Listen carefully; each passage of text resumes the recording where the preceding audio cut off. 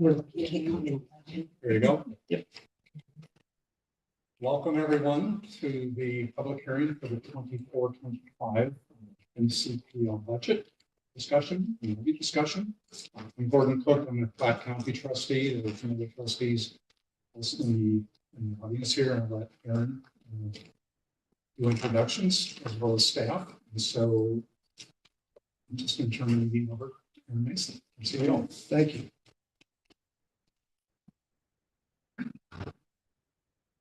Morning, everyone. How are you doing? That's nice. Normally you have to ask them twice. But yeah, thanks for coming. This is a pleasant surprise. We were talking amongst ourselves yesterday. We're like, no one's going to show up. But in fact, we have an audience, and I'm very happy and grateful that all of you came out today. As Gordon said, in the audience, we have a few additional trustees. We have Lori Lemunion, who's here. We have Bob Johnson, Joyce Limburgo, and am I missing anyone? No, well, we have a former trustee, Brent Schoenemeyer.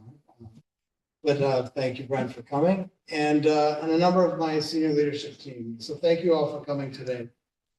A quick overview of how this will go. I'm going to make a few remarks and kind of give you some context for the budget.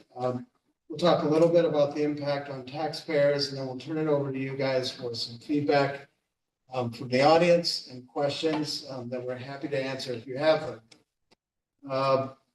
This is a different location for us normally. In years past, we've held these hearings in Jackson County. However, this year we chose to move them up here into Clay County. For two reasons, really. One, and most importantly, we're a unified district, right? We represent 3 counties, but in essence, it's a library system, a single library system that serves all 3 counties. The second reason is that the patterns of use, right? The demand for library services are relatively consistent throughout all 3 counties. They're almost indistinguishable from each other. And what do I mean by that? Let's see. Just in the last 2 years, our circulation has increased 400,000. So this year will be a significant year for the library, that we're on track to doing 10 million items circulated, both digital and physical, in this year, which is the highest number that we've ever seen in the library's history. So 10 million items passing through our library system every year. 50% of that number is in ebooks. And this year, in January, it was announced that Mid-Continent Public Library is 10th in the nation, or 10th in the world, excuse me, when it comes to ebook circulation. And this is an important number to remember because it does affect some of the allocations in our budget. Programming over the last 3 years has gone from 60,000 annually to 190,000 this year. Our gateway in the last 3 years has increased 1.8 million to 2.5 million. And the reason why I'm bringing these numbers up is that the trends are going upward, and we're presenting a budget to you today that meets those trends and also plans for future use. It's also a significant year for the libraries that we're wrapping up our capital project, right? In the past 7 years, we've renovated 28 libraries and built 6 new libraries in our system. And to maintain these buildings, we need to make continued investment. I think it's important. You sit in a building like this and you look at it and it's brand new and you think, well, this is wonderful. But there are many other locations throughout the system that didn't receive this level of investment, but will be needing maintenance reserves to keep them current and to adapt to the changing trends in library use. And Jeremy will talk more about that as we continue on. And lastly, to support this library system, this is the first year where all of our buildings will be open at the same time. We had to make investment in the back of house to administrative functions. So we've made some pretty impressive improvements over the last year, but it's the beginning. right? So we've enhanced our finance department, we've increased staff in our HR department. We fully staffed East Independence without adding new employees.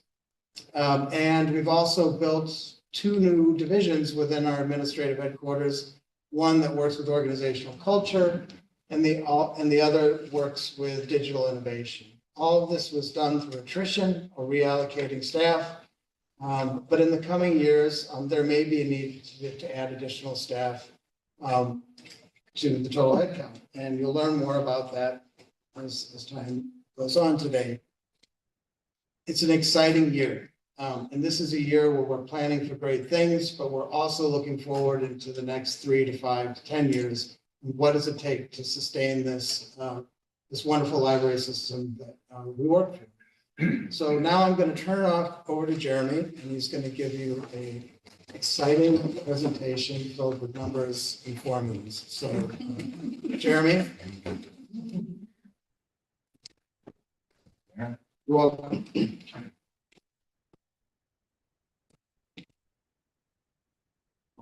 Welcome everybody today to our public hearing on the proposed tax levy and the proposed 24-25 budget. What I'd like to do for just a few minutes is go over a highlight of our budget, as well as the property taxes that are necessary to fund that budget, and then go over the taxpayer impact, and then we'll open the public hearing to gather your comments and feedback. So we'll start with the budget calendar. A budget process is pretty much a year-round endeavor. We start in earnest with the Board of Trustees. This year we started on March 19th with our first study session about the budget. That's really where Aaron laid out his goals and objectives for the coming budget year. We laid out a rough picture of our financial plan. If you haven't had a chance to see that meeting, it's on our YouTube site. I would encourage you to go back there to really pick up on some of the flavor of what we're excited about for this year's budget. After that session, the budget went in pieces to the Personnel Committee, the Technology Committee, the Building Committee. And then we had another work session on May 14th where we gave pretty much this presentation with just more detail to the full Board of Trustees. Again, if you haven't had a chance to view that presentation, I encourage you to go to our YouTube site and watch that on May 14th. And then we are here today for the public hearing. After this meeting, there'll be 2 more meetings where the Board of Trustees will consider the budget. The next one is June 13th, where the Finance Committee will review the budget as presented. And then finally, on June 18th, the budget is scheduled for consideration, approval by the Board of Trustees. Once all of that is finished, we received the final assessed valuations from all 3 counties. And in September, we'll go through the legal process of establishing the approved levy rate for the upcoming tax season. So I want to start with a budget summary. Our total budget has revenues of $77.6 million and expenditures of $80.7 million. You'll see in another slide here that spending fund balance in the capital plan, also the growing fund. The recommended budget provides funding for all of the strategic initiatives that Aaron lined out in March, which include a capital maintenance plan, planning for the future of our headquarters location, planning to provide more resources for the under-resourced communities within our district, providing additional funding for digital innovation and ebooks that are experiencing exponential growth in usage, and also expanding our programming and funding of community spaces for our patrons. So this is our budget. The primary fund is our general fund. We also have a capital fund, the grant and gift fund that I just mentioned, our debt service fund, which is where we record the debt payments for the certificates of participation that were issued to fund the renovations, of which one of them you're sitting in. A scholarship fund, community foundation fund, endowment funds, and then finally our health insurance fund. We'll focus the majority of our presentation, obviously, general fund, this is where the property taxes are collected primarily, and where the majority of our operations take place. So our recommended budget revenues, as I mentioned, is $77.6 million. This is about 5% higher than our current projection for this fiscal year that we're in. And it's predominantly due to the recommendation to restore the levy, which we estimate would bring in an additional $4.4 million to the library. Our recommended budget expenditures is $80.7 million, which is about 3% lower than our projection for the current fiscal year. But that's really due to the fact that we have significant more invested in the capital plan in the current year than we will in the next year, as Aaron mentioned, we're phasing that out. So the first thing we want to discuss are wages and benefits. This is about 8% more than the current year and is in compliance with our pay plan. The Personnel Committee reviewed that pay plan and those recommendations and ultimately has approved that portion of our budget to be forward to the full board. The next line is materials. This is where we buy the books and the CDs, all of our digital content. It is about 6% more than the current year. This is to address that rising demand and increase in cost that we've been experiencing in the electronic media. The next line is programming.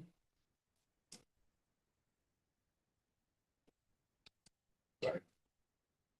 Just a little over $1 million. This is about 13% more than our current year. This, we believe, shows our continuing commitment to deliver quality programming for all patrons across our entire district. And then the majority of our increase is in operations. So we have operation expenses in most of our funds. The overall operating budget is increasing about 24%. Some of the more significant increases are due to technology improvements, increased charges for professional and contractual services, utility increases, and increase in building maintenance.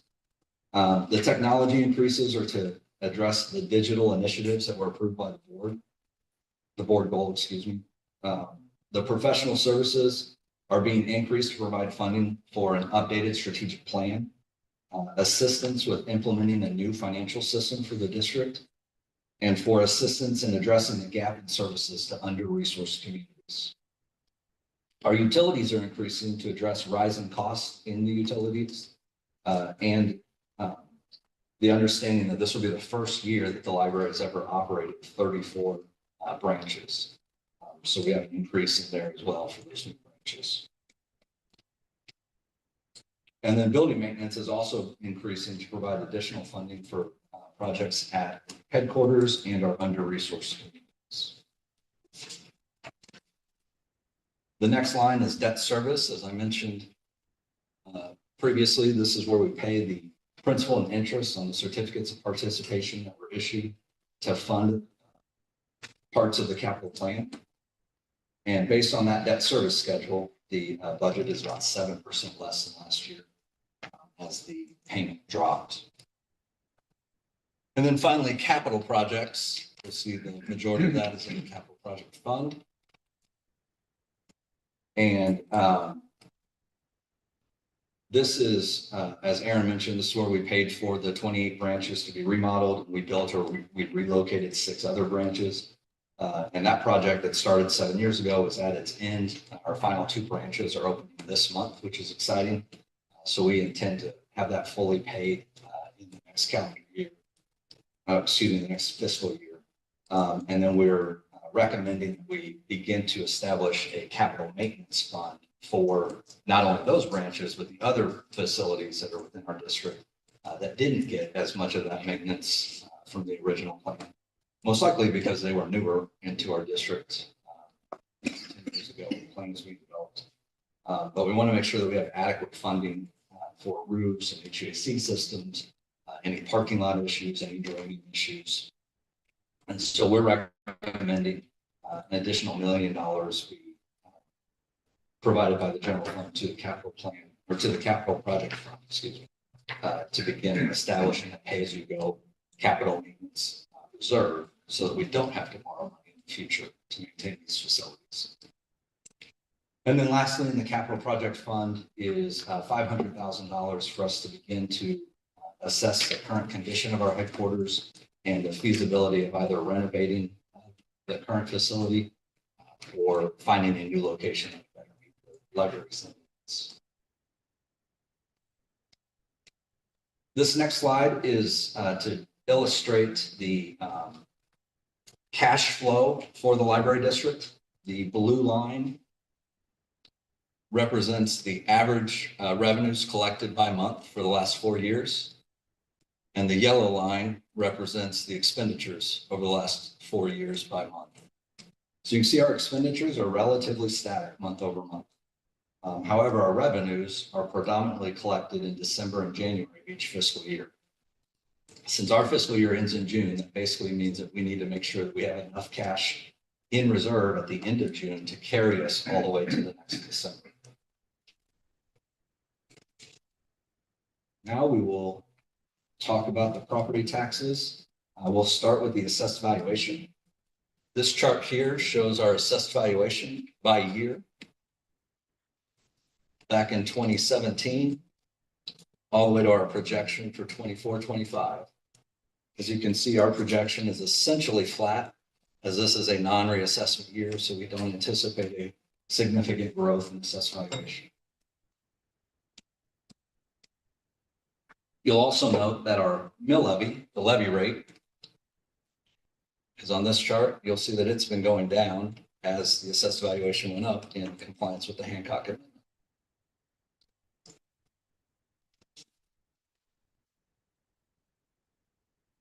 So just for those who may not know, or a refresher, the Hancock Amendment is a statutory requirement that property taxes be capped at the lesser of actual growth, the consumer price index, or 5%. And the last year was the first time in recent memory the library was capped at that 5% maximum, because both the consumer price index and the actual valuation growth were higher than 5%.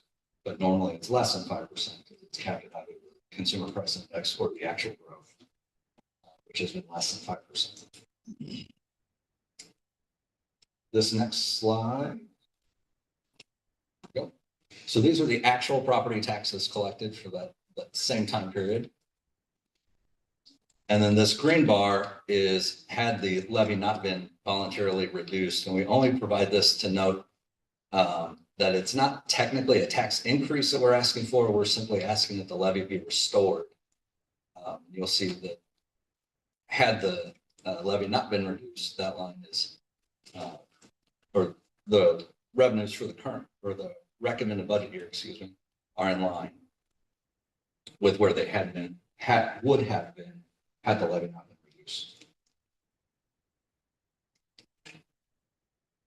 This is my last slide. This is the taxpayer impact. I wanted to take a minute and just discuss what the taxpayer impact would be on a hypothetical home. So in this analysis, we valued the home at $150,000 back in 2018. We then provided whatever the actual increase in assessed valuation was for the library district by year. And so you'll note that a home that was worth $150,000 in 2018 would be worth $208,438 in 2024, which is roughly a 39% increase.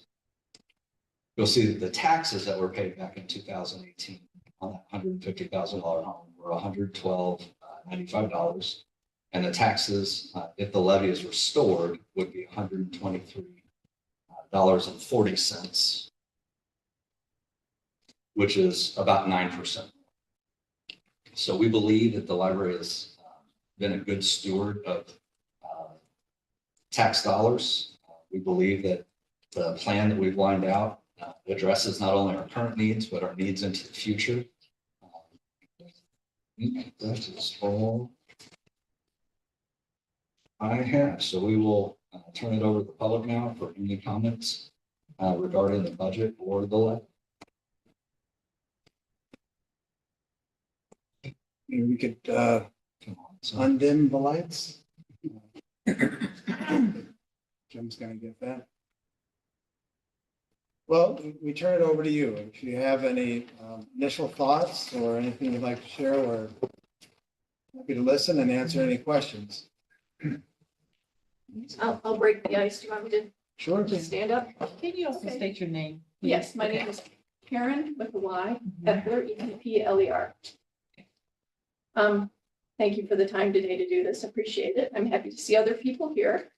I want to personally just encourage the trustees to fully fund the budget as presented by the library staff.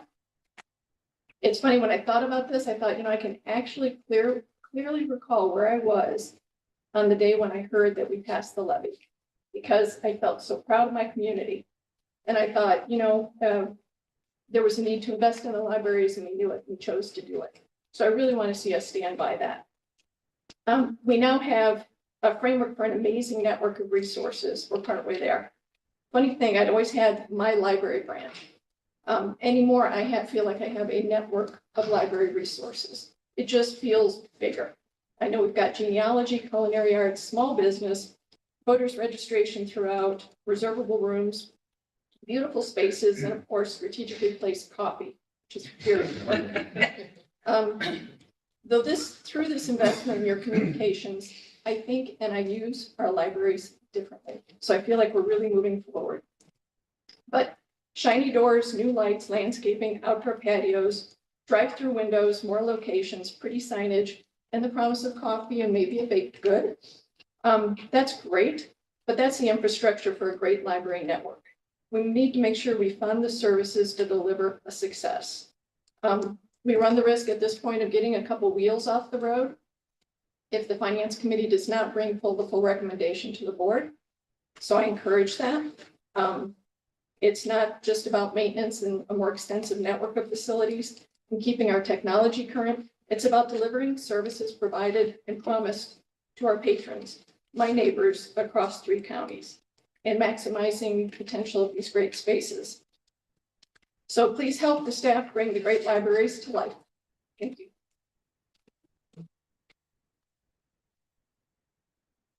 I'm Rita Rhodes, and I'm a taxpayer.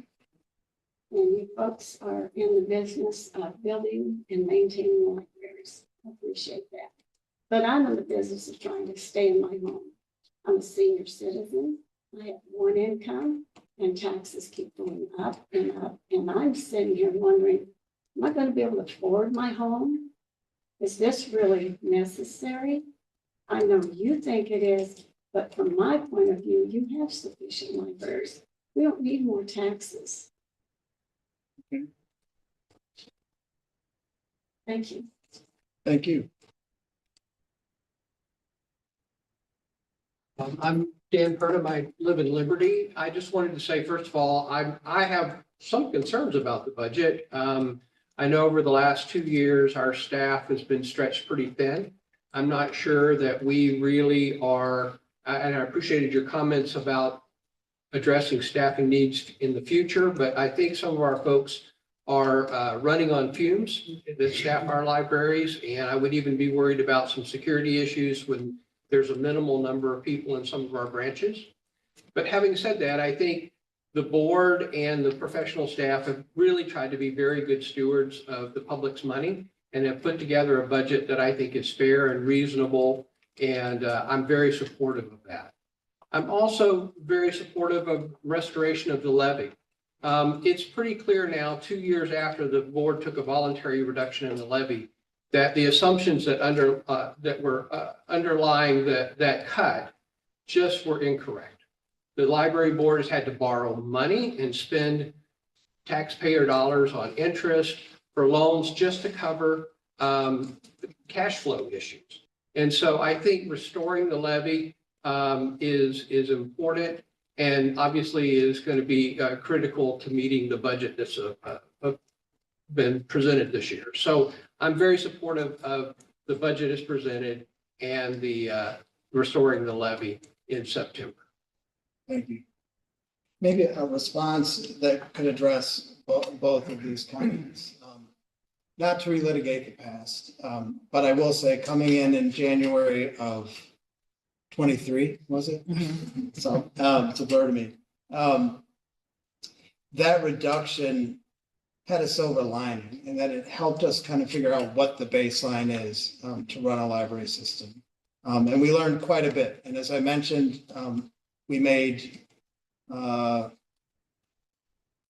adjustments to the way we staff our headquarters buildings. We made investments in finance to improve transparency and accountability when it comes to expenditures of taxpayer funds. But really what we came out of this last year learning is that our current level of revenues is not sufficient to operate a library system of this size. And by comparison, across the country, even with a full restoration, we're far below comparable systems.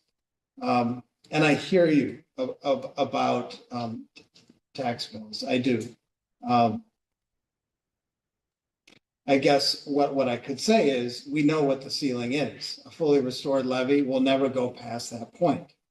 And as Jeremy showed you in one of his slides, you're talking about a commitment of roughly $10 a month to support a library system of this size. But I do understand. And the reason why we've made such an investment in our finance department is so we can be much more transparent and show the way we're allocating resources to deliver the services that the communities take advantage of. To your point, we can't guarantee that things remain the same for years to come with this level of funding. And I hear you about staffing levels. And if we see an increase in demand during peak hours during the day, that may mean a reduction in services at night, which are probably less popular than what we see during the day. This very branch here cannot meet demand when it comes to services to families and children, just because of the number of people that come in here and the number of staff we have on site, which is in the neighborhood of, what is it? I know you don't know off the top of your head. This is Jennifer Ridley, Probably about 40 people. maybe about 40 people. But we struggle to meet demand here. And some of our most successful programs that we do on an annual basis also take place at this location. So we need to think about how we allocate resources in the coming years. So the message that I do want to communicate to the public is if the budget's approved and if we restore the levy to a point that would fund this budget, it does not mean that we're flush with cash and that we won't be reevaluating our service model in the years to come. So we just want to be just very open about that. Jeremy referenced under-resourced communities, and I think it's important that we define that. What we mean by that is there are certain areas that are maybe less fortunate economically or further out in rural areas. And it's easy to forget about them when we have conversations about the library, especially in a beautiful building like this. But our rural communities are as important to us as people that live in densely populated areas who've experienced recent growth. And what I would hate to do is curtail services in those areas at the expense of communities that have more resources. So these communities exist in all three counties, right? You have Northern Platte, you have libraries that border the county line with Clinton County in Clay. And then you have Eastern Jackson County. And these are all huge library supporters. There's areas that never received a new building, and I'm not proposing that we build one, but nonetheless, they're anchors of the community and they're very important to them. Without us, they would be without. So we have to think about how we deliver services in those areas, which is why we've made allocations in our budget to plan for the future. So, anyone else? Go ahead and take the reins, I guess. My name is Waylon Wright. I'm a local college student. I go to Park University. I've been a big supporter of the library system since I was a wee little lad.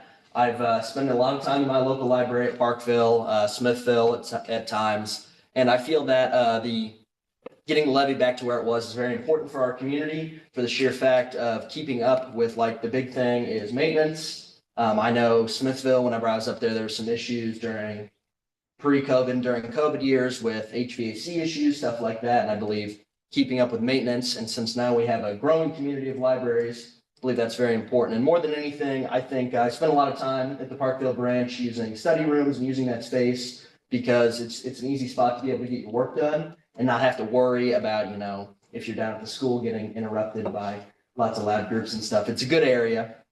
And especially another important thing that really did help me, and I think it's important to point out, was when I was in my senior year taking the ACT, which, you know, very, very important to get into any college.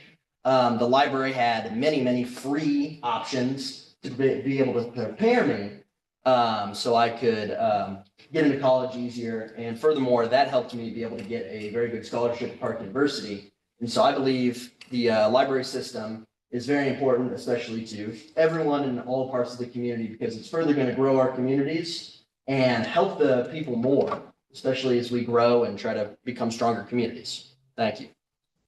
Thank you, Wayne. Can we all give Wayne some credit for saying "wee little lad"? When's the last time we heard that? Wayland. Wayland? Yes. Oh, Wayland. Okay. Stumble over it sometimes. Yeah, yeah. That's a very important point. I'm not gonna guess everybody's age here, but Wayland is probably on the lower end of the spectrum than all of us. But we are making investment in people that are much younger than us, and we have to think about that. Again, back to not meeting demand to families and children. I mean, there's a lot of conversations about our public school system, or school systems just in general, and how maybe they're not doing as good as they could, right?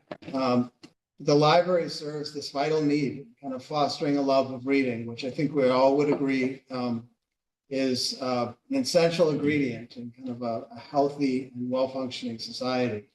And so I firmly believe that there is value in this. And look, to be honest with you, I've been honest with you this whole time. I've been in libraries for 20 years, and my life story is very different than most library workers. Did not spend time in public libraries as a child. In fact, there was only one in my community, and it was not as wonderful as this. And I discovered them in college. But I often thought to myself, you know, if I didn't work here, would I use library services? And I think the answer is kind of mixed, right? Like maybe no for some things, but maybe yes for others. But what I saw as a library professional is that the community uses the library heavily, right? And my tax bill in Cleveland, Ohio, supported those services for a community that lived in the area. And I think that this community and the community I come from are better off by having a network of libraries placed there. I think I'm trying to pick up a good example. Well, I can think of many in Cleveland, but one in particular. I live in Raytown, you know, and there's not much in terms of public resources in a community like that. But the other night, I went there to see the Kansas City Symphony perform in the parking lot in a place like Raytown. And wouldn't you know it, maybe like 75 to 100 people, families and children, came out to see them play and learn about classical music, an opportunity that I don't think would exist without something like the library being there. Coincidentally, the same program was held here at Whitney, if I'm not mistaken. Correct me if I'm wrong, but with Withers, yeah. And so that's the beauty of the library, that we can kind of leverage our relationship with partners in the community to the benefit of the public. So that's all I got there. Anyone else? Yes? My name is Carol Kingery, and I'm an employee part-time at the Withers Branch. I didn't come prepared to speak at all, but I feel like there's a few things I want to say. It's amazing. At home, I have internet, high-speed internet. I have a printer, computer, all those things that are really handy for me. But it's amazing how many people in our community don't have those services in Liberty. But I've worked at North Oak, I've worked to Antioch. And I can tell you that so many people come in, even on a daily basis, to use just the computers. They copy and they print. It's amazing. You can get photocopy for 10 cents. And you just can't go anywhere else and get those kind of services at that rate. Another interesting thing are the databases we have. Yesterday, someone came in and said, hey, where do you have the tapes for foreign languages? We have them online. And you can go out there to Mayo and pull down, 100 different languages to learn. So we have an incredible amount of things that we just don't know until you go out there and just, look around on our website. But there's a couple things as a part-time employee that I'd like to bring up.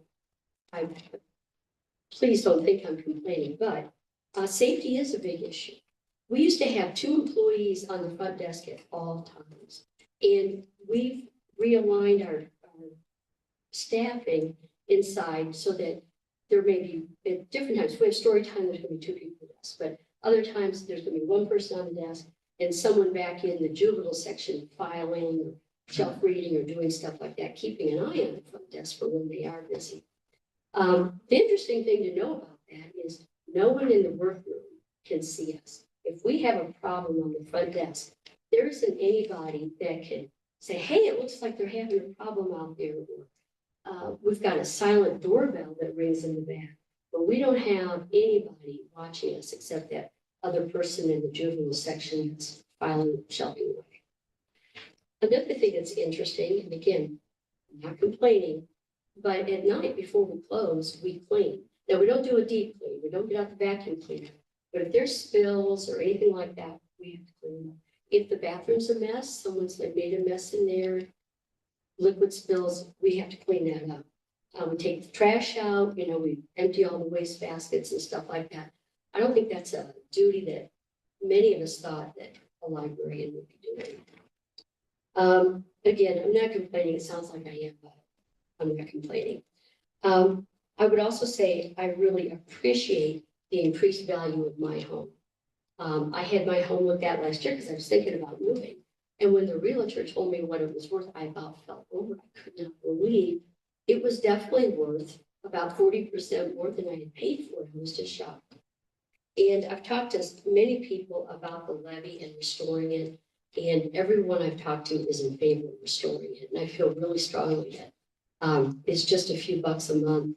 And I would be happy to have that restored.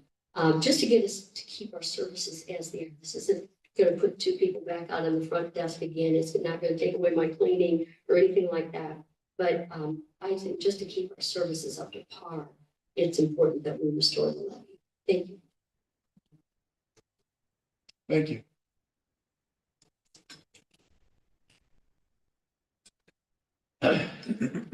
My name is Brent Schonemeyer. I live at 3704 South Grand in Independence, Missouri. I'm here to support the restoration of the levy because I promised myself and others that I would do so. So I feel like I fulfilled a promise.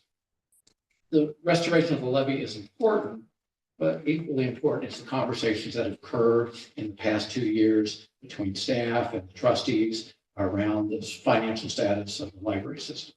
The materials are clearer. They share pertinent information in a salient and understandable fashion. And that in some ways it's hard to operate a system at this level if there's confusion about where we are, and what we're going, and what the numbers are. In addition to speaking for the restoration of the levy, I think it's important to understand there's considerable efforts have been made to restore trust. And that is a scarce commodity in the world that we live in today. So I want here to share my appreciation of the staff and my gratitude for those conversations that occurred. It's important to not talk past each other, but to talk with each other. And I think that has occurred so far. This is a levy that has supported by the voters. That point has been made several different times. The needs have been clearly outlined in the budget. I think that they're reasonable. Maintenance of the buildings is important. This is a system that's now operating at scale. The beauty of the Mid-Continent Public Library system is it's a consolidated library, and the number of taxpayers that contribute to its functioning in some senses make whatever increases are warranted or justified smaller than they otherwise would be if it were a smaller library system. This is perhaps one of the 20 largest public library systems in the United States, but it feels local. It feels like home. It feels my branch. But understand is that you can go anywhere and you have the benefit of a system that provides resources electronically, provides rooms, provides spaces. I should have said at the outset, I'm a library lover by nature, by temperament, and by fact. I love this library system, and I'm here to sort of support that. One small thing, I would sort of raise this. This is on page 39 of the recommended budget. This is the debt schedule. So there are opportunities in the future, particularly after year 2026, to pay off early. I added it up from 2026 to 2038. Library system, if it just does the regular debt schedule, will pay $12.9 million in interest. What does $12.9 million in interest buy anybody? It doesn't buy you a service. It doesn't provide you a second person at the desk. It doesn't provide electronic resources. So a strategy could be in years out, can we, the library system, set aside enough funds so for some prepayment of what the interest might be. So that's an opportunity that I would raise, not for this budget because it's not a possibility, but in future budgets. So once again, my appreciation to the staff, my appreciation to the trustees who took time out of their day to be here. And I look for a favorable vote to restore the levy when we meet on June 18th. Thank you.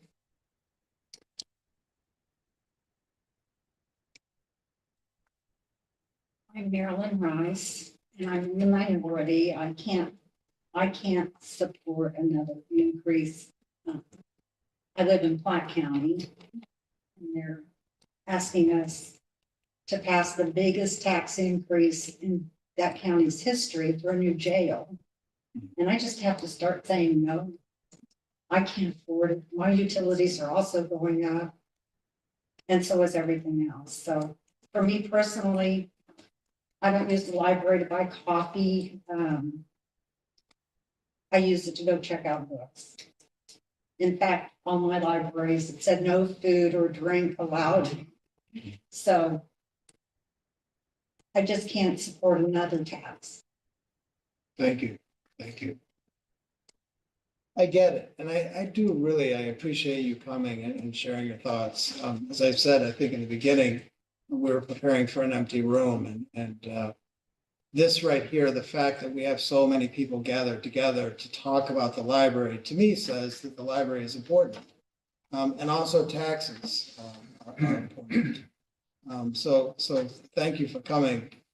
When I arrived, I met with the commissioners of each of the 3 counties. And what I said to them is, I will spend this year figuring out, what we need to operate.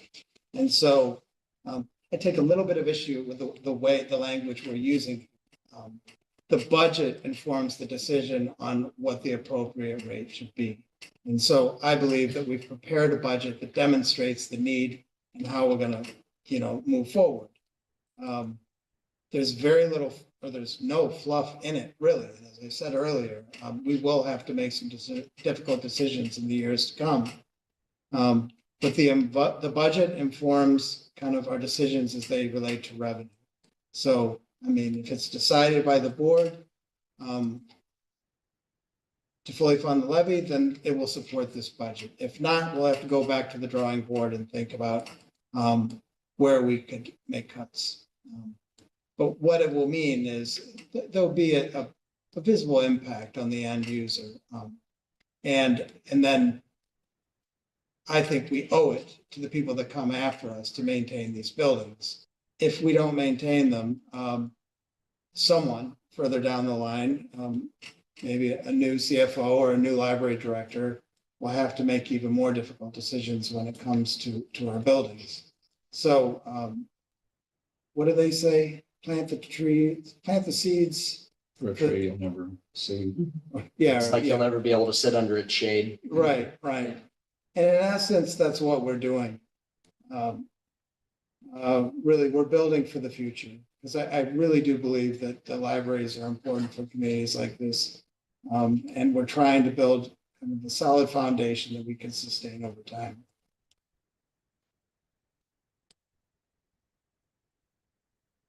Anyone else?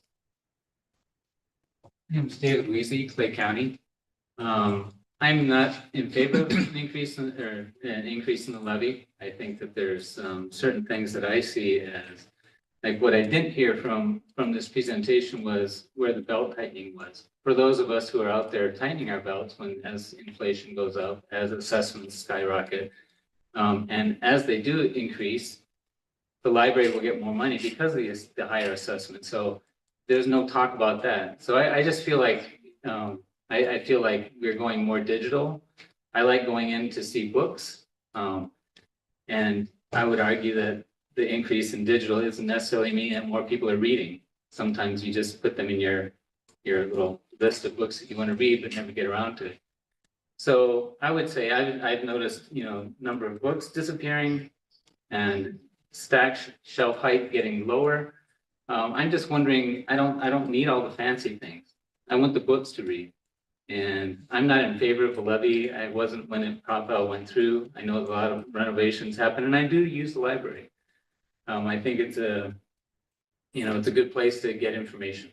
But I don't think that there should be a whole bunch of bells and whistles, and I just want to see more of maybe the belt tightening part of it from a library standpoint to say, what are we doing to actually make things tight? I know you kind of mentioned that you're kind of feel like you're tight, but I just feel like it's, you're dipping into the public's funds to fund the library. And I'm not sure that I'm 100% on board with that.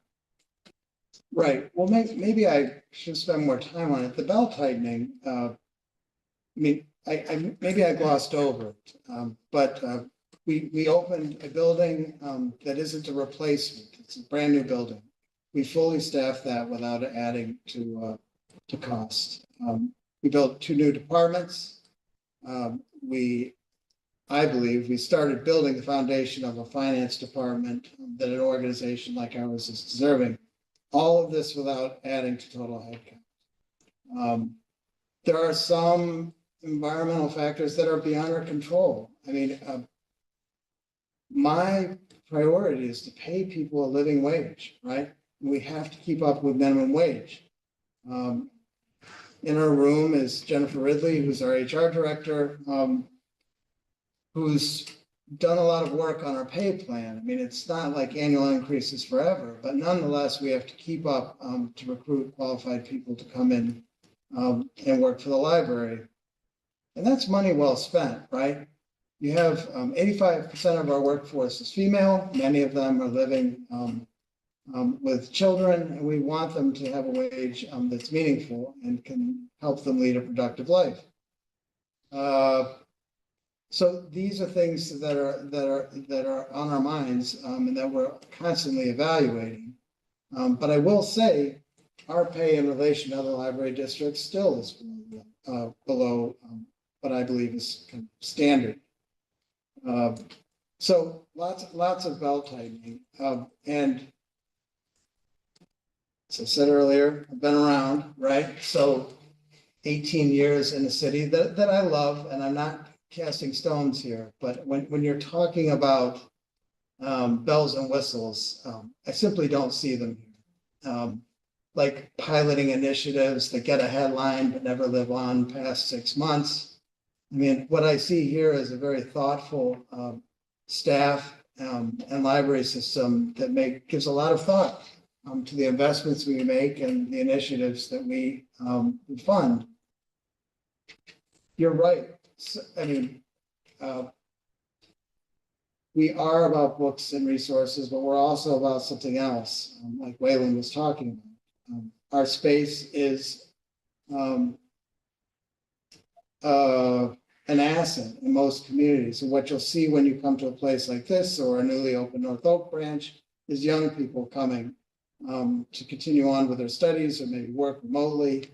And that's very healthy for our community. The last issue I do want to push back on, our collection size is relatively consistent. Year in, year out, we made a modest decrease in our collection of physical materials to keep up with pricing of electronic content. But you'd really need like, I don't think you see a visible difference at all. So where these empty stacks are, I've yet to see them in our community. I mean, I do have some concerns about rural libraries, and maybe they're not receiving the resources that they want. But for places like this, these are massive collections. Our two most recent branches that we're opening, Riverside and East Independence, both are in the neighborhood, or I want to say collection size of roughly 80 or 90,000, if not mistaken. But no reduction in the collection size. So we're continuing to make that investment based on, circulation statistics and demand. So I'm glad to hear that everybody uses the library, though. It's great. Anyone else? All right, well, how do we officially? Oh, we have, Rita, yes. This is another Platte County trustee. This is Rita Weiss. Yesterday, I received a phone call from another Platte County resident, and they wanted to come today with couldn't, so they asked whether they could send me their how they feel about increasing of the levy. Do you want me to read it, or do you want to read it? I believe I already have, but you can give it to me. If you want to read it out loud to the group? Sure. Okay. We are unable to attend the library public hearing tomorrow, June 4th. Please share our comments with the Board of Trustees. Dear Board of Trustees, this is to inform you that we are opposed to any library tax levy increase. In these hard times of inflation and soaring prices, it is inconceivable that you would consider doing this. Seniors and people on fixed incomes are suffering the most. Why would you place this burden on them? Are you not able to prioritize your requirements, draw cut lines, and determine what you can do without? It is unacceptable to return to the taxpayer to maintain your operation at a level that apparently refuses to tighten its belt. When your libraries are some of the most impressive buildings in our communities, your long-range planning should have considered it costs more to maintain a Cadillac than it does a Ford. The tax-paying community should not be the ones to suffer poor decision-making in an era when the internet is quickly making brick-and-mortar libraries an anachronism. Certainly, inflation affects your operation too. We don't disagree. However, learn to reallocate, reprioritize, and figure out how you can operate in today's environment without raising our taxes. Sincerely, Richard and Janet Stock. Thank you.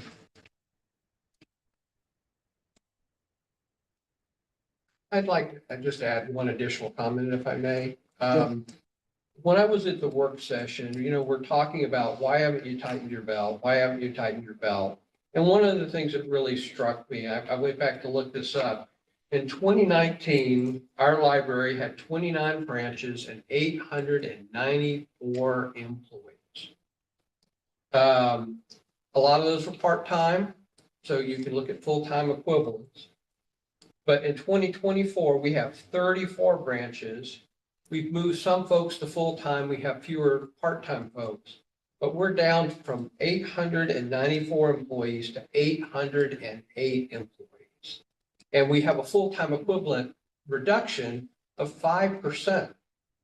I mean, for people who say there hasn't been any belt tightening, haven't been paying attention, in my opinion. And I really appreciate the fact that the library has been good stewards of our services. And I just think it's important for people to understand that you are being good stewards, that you are trying to tighten your belt when necessary, to try to make your resources go as far as possible. And I just think that needs to be clarified. Yeah, the presentation that Mr. Purdom, or Dr. Purdom, excuse me, is referencing is online, and he's referring to one of our initial budget sessions where we gave a much more detailed overview of the budget. And there you will learn about the trajectory of staffing and pay levels and allocations as they relate to our collection.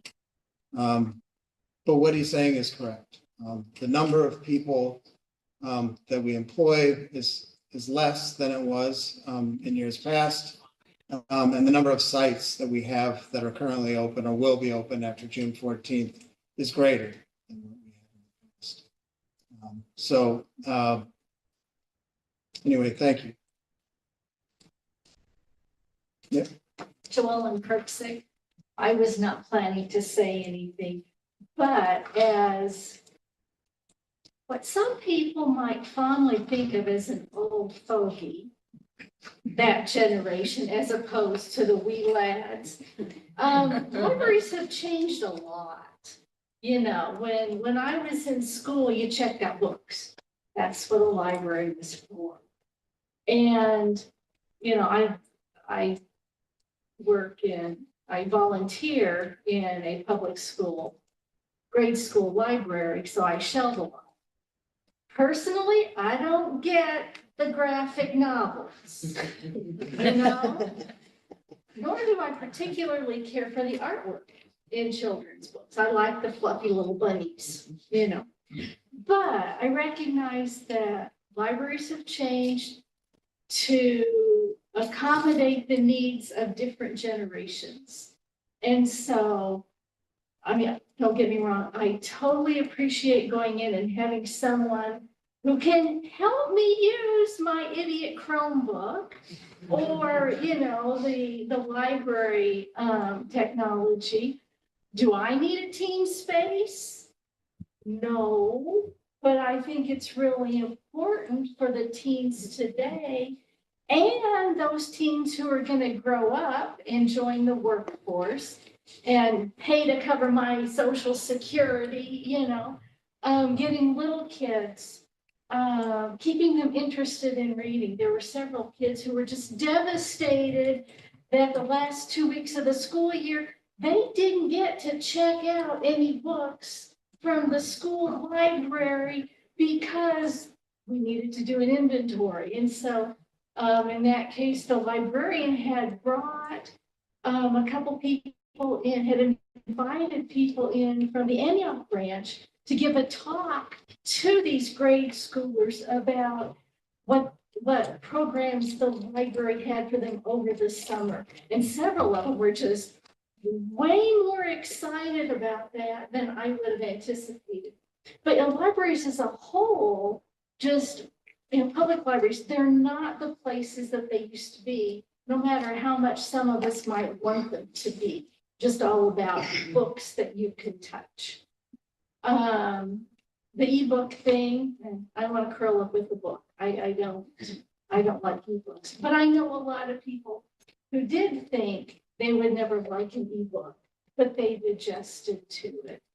And it does, you know, these different things that some of us maybe don't personally see the need for or appreciate. There are a lot of people who do appreciate these different things that the library does now. And as far as, yeah, people down, you know, checking out the ebooks and not reading them, that happens with the hard books as well. Children may confess to it more than adults do, but it does happen. And I've checked, you know, so it's not, again, I'm not on the ebook train at all. But I do recognize that for some people that's, you know, they're not going to be able to get to a library to check out a book, but they can do it from home. And so I think, yeah, the library district has a big challenge being a modern library, modern public library. Because again, they're not what they used to be, no matter how warm and fuzzy we used to think that the library used to be. Just to an observation. What's happening right here today really is uplifting to me, right? It's a group of people with opposing viewpoints coming in, openly sharing them without fear of retribution. And it says a lot about the library, and it says a lot about your confidence, I think, in me and my team, that you're willing to come and express your support or not for an increase in taxes. And in today's world, this is a very unique thing, right? If we were having this conversation online, 2 comments in, we'd be calling to tear each other's heads off, right? And I'm so appreciative that you came out and now, and I can't take credit for putting this event here. Jeremy was like, maybe you should do it up north and see if we hear from more people. And it was a great decision to make. Because I think were we to have had this conversation at North Independence, where we do historically, maybe you wouldn't have attended. I don't know. But the fact that you did attend and openly shared your position on this really means a lot to me. And as I stated earlier, the common thread throughout all this audience is everyone here uses the library. The debate comes down to the value as it relates to dollars. And I'm confident, whatever the board decides, we will make it work. But we just do need to think about the impact it has on communities that maybe are further away from us. But thank you again. I really appreciate it. And moving forward, as it comes time to actually making real decisions, I hope that we all continue on with this trend of being cordial with one another. Thank you. Any closing remarks? No? All right. Well, I guess this meeting is officially over, and feel free to keep in contact